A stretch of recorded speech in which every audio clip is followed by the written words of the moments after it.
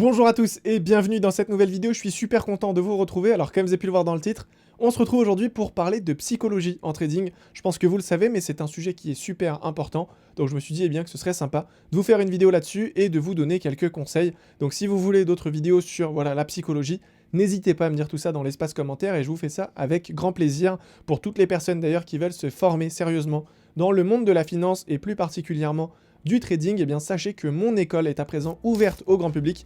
Donc si vous souhaitez vous lancer, sachez que je peux vous accompagner. Donc pour cette occasion, je vous ai mis dans la description un petit lien. C'est une formation de 1 heure qui est totalement gratuite, dans laquelle je vous partage énormément de valeurs et vous retrouverez également un aperçu du contenu que vous pouvez retrouver au sein de mon école. Donc même si vous êtes débutant, que vous n'avez aucune connaissance, je vais pouvoir vous accompagner donc jusqu'à votre rentabilité sur les marchés. Pour vous donner une idée, il y a plus de 150 vidéos au sein de l'école, plus de 50 heures de formation. Donc c'est vraiment quelque chose qui pourra grandement vous aider. Pour en venir maintenant à la psychologie, c'est vrai que c'est quelque chose qui est quand même assez difficile à contrôler, notamment au début. Alors ce qu'il faut comprendre, c'est que le trading, c'est quelque chose qui est quand même assez différent de ce qu'on a l'habitude de voir.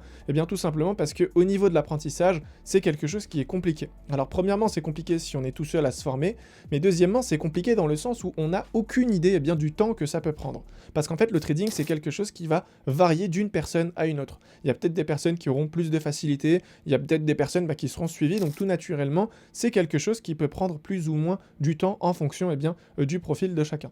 En tout cas, une chose est sûre, peu importe ton profil, le trading, c'est quelque chose qui va te demander du temps, car c'est tout simplement des connaissances et des compétences qu'il faudra acquérir si tu souhaites générer du profit à long terme. Et en fait, le problème avec la période d'apprentissage en trading, c'est qu'il est difficile de juger un petit peu où est-ce qu'on en est au niveau de l'apprentissage. On ne sait jamais en fait à quel moment on sera rentable sur les marchés, à quel moment on va pouvoir générer du profit. C'est compliqué en fait, si vous voulez, à traquer un petit peu notre évolution. Donc le meilleur moyen de traquer tout ça, c'est bien sûr de mettre en place un journal de trading. J'ai d'ailleurs fait une vidéo sur le sujet, si c'est quelque chose qui vous intéresse, c'est disponible sur ma chaîne YouTube gratuitement. Donc ce sera le seul moyen de voir un petit peu où est-ce qu'on en est au niveau de l'apprentissage, parce que c'est vrai que c'est peut-être pas très évident de consacrer beaucoup de temps pour apprendre tout simplement un nouveau métier, et malheureusement tu ne vas peut-être pas pouvoir en tirer profit dans l'immédiat. C'est vrai qu'au bout de quelques mois, ça peut être frustrant de consacrer du temps, de l'énergie dans quelque chose qui ne t'apporte rien à court terme, mais qui bien sûr sur le long terme sera clairement rentable. Donc voilà, ça c'était le premier point que je voulais aborder avec vous. Et le deuxième, c'est le suivant: la psychologie égale 70% du trading. C'est vrai que c'est une phrase qu'on entend beaucoup. Personnellement, je suis le premier à vous dire ce genre de choses. Ce qu'il faut comprendre, c'est que c'est une réalité. Beaucoup de personnes sont dans le déni, mais ce qu'il faut comprendre, c'est que effectivement, la psychologie joue un rôle très important dans le trading. Pourquoi? Tout simplement parce que même si on a aujourd'hui une stratégie, un plan de trading, aujourd'hui c'est la psychologie qui va faire en sorte qu'on va pouvoir être discipliné, respecter notre plan de trading, etc. En fait, ce qu'il faut comprendre, c'est que la psychologie, c'est rattaché aux émotions. Donc forcément, quand on va avoir peur ou quand on sera un peu trop content parce qu'on a réalisé du profit, en fait, notre comportement va commencer à changer un petit peu. Et c'est à ce moment précis, en fait, que ça va commencer à être un petit peu compliqué au niveau des émotions, tout simplement parce qu'on va perdre le contrôle et on aura tendance à faire un peu n'importe quoi. On va tout simplement arrêter de suivre notre plan de trading, la stratégie, on va la respecter une fois sur deux, et derrière, forcément, au niveau du win rate, au niveau des performances, ce sera pas la joie. Donc vous l'avez compris, la psychologie, on dit que c'est très important en trading parce qu'en fait, c'est ce qui va déterminer notre comportement de trader sur les marchés. Et vous l'avez compris, aujourd'hui, un trader qui n'est pas discipliné, malheureusement, c'est un trader qui ne sera jamais rentable. Je pense que vous le savez, mais c'est vraiment la base en trading. Si tu as un plan de trading, tu te dois de suivre ce plan à la lettre, étape par étape, jour après jour, sans aucune exception. Donc forcément, si tu as du mal au niveau de ta psychologie, ça va être compliqué d'être rentable. Mais bien sûr, on va pouvoir travailler cette psychologie. Ce sera, je pense, le sujet d'une prochaine vidéo. Alors pour aujourd'hui, j'ai décidé d'aborder avec vous les peurs qu'on peut avoir quand on est sur les marchés financiers. Donc j'en ai pris 3. Donc la première, c'est celle-ci, c'est la peur de perdre de l'argent. Donc on n'est pas encore entré en position, on est sur les marchés, on est sur compte réel, mais on a la peur de perdre de l'argent. Donc la peur de tout simplement prendre une mauvaise décision qui se terminerait sur un stop loss, et donc on va pouvoir du coup derrière en subir les conséquences au niveau de la psychologie. Ça va être assez compliqué. Donc tout d'abord, il y a la peur d'avoir tort et de perdre de l'argent. À cause d'une mauvaise prise de décision, de nombreux investisseurs ont peur de perdre de l'argent, ce qui est tout à fait normal. Cependant, il est important de garder à l'esprit que la perte fait partie intégrante de l'apprentissage en trading. Sachez qu'aucune stratégie en trading ne pourra vous donner 100% de réussite. Donc déjà, ça, c'est le premier point et c'est le plus important. Il faut vraiment comprendre une chose, c'est que c'est vrai que la société pousse quand même de manière générale tout le monde à voir en fait la défaite comme quelque chose de mauvais. Alors quand je parle de défaite, je parle de stop loss, vous avez compris. C'est vrai que la société, eh bien, pousse tout le monde à croire que c'est quelque chose de mauvais. D'échouer dans la vie, c'est pas quelque chose de bien vu, entre guillemets, en tout cas pas en France. Eh bien, ce qu'il faut savoir, c'est qu'en trading, c'est ce qu'il y a de mieux, en tout cas quand on débute. Parce que c'est quand on va échouer, c'est quand on va faire des stop loss, eh bien qu'on va pouvoir analyser nos erreurs et qu'on va pouvoir en fait apporter eh bien, du changement et des modifications. Donc ça, c'est le premier point à comprendre. Il n'y a rien de mal à échouer en trading, bien au contraire. C'est grâce en fait aux échecs qu'on va pouvoir travailler notre psychologie et on va pouvoir gagner en confiance jour après jour parce qu'en fait on va améliorer notre stratégie. Donc ça, c'est le premier point à comprendre. Aucune stratégie ne sera 100% gagnante, c'est pas possible. Donc une fois que ça c'est clair, déjà au niveau de la psychologie, ça va être plus facile à digérer au niveau des pertes. Bien sûr, de toute façon, quand on commence le trading, on est sur compte démo. Donc forcément, au niveau de la psychologie, on n'est pas censé être très impacté. Maintenant, ce qu'il faut comprendre, c'est que quand on va apprendre à gérer cette peur, ce sera tout de suite plus facile sur les marchés. En revanche, si on n'arrive pas à contrôler cette peur, forcément ce sera un réel handicap pour certaines personnes donc dans leur prise de décision. En effet, quand le trader est sur le point d'effectuer une nouvelle transaction, il aura tendance à avoir peur de passer à l'action. Bien souvent, il se laisse en fait influencer par ses émotions. Donc même en fait quand ta stratégie est bonne, que ton plan de trading est stable et rentable, eh bien certaines personnes vont quand même avoir du mal à passer à l'action, par peur en fait de tout simplement échouer, et voilà, ils sont en fait formatés tout simplement à ne pas échouer. Voilà, ils veulent pas prendre de stop loss, ils ont peur de ça. Donc ça, c'est le premier step. Je pense que c'est le plus important. L'échec en trading, c'est ce qui fait partie du métier. Donc ça, une fois que voilà, c'est bien compris au niveau de la psychologie, ça va être quand même beaucoup plus simple à gérer. Maintenant, il y a également la peur de rater un mouvement. Donc ça, c'est ce qu'on appelle le FOMO. Je pense que vous en avez déjà entendu parler.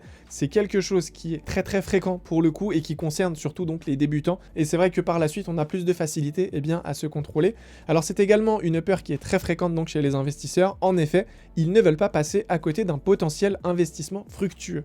Donc pour la faire simple, en fait, c'est tout simplement la peur de rater une opportunité. On est en train de voir que le marché monte à chaque fois au fur et à mesure, on a peur de rater en fait cette hausse. Donc on va tout simplement acheter le marché, quitte à tout simplement ne pas respecter notre plan de trading, notre stratégie. On va simplement acheter dans le but de tirer en profit, parce qu'on a l'impression que le marché est en train d'exploser et qu'il est en train de partir sans nous. Donc on veut tout simplement monter dans le train et partir avec et prendre du profit. Malheureusement, souvent ça se termine très mal parce que voilà, on n'a pas respecté notre plan ou notre stratégie. Ils ont peur que le marché fasse le mouvement sans eux, ils vont alors se précipiter dans leur prise de position. Donc le plus important ici est de faire preuve de discipline et de ne pas aller trop vite. Si un investissement ne répond pas à votre plan de trading, alors il faudra s'abstenir. Ce qu'il faut comprendre, c'est qu'en trading, le but c'est pas de trader tous les jours. Il y a pas mal de personnes qui au niveau de leur psychologie ont du mal à se contrôler parce qu'ils veulent trader tous les jours.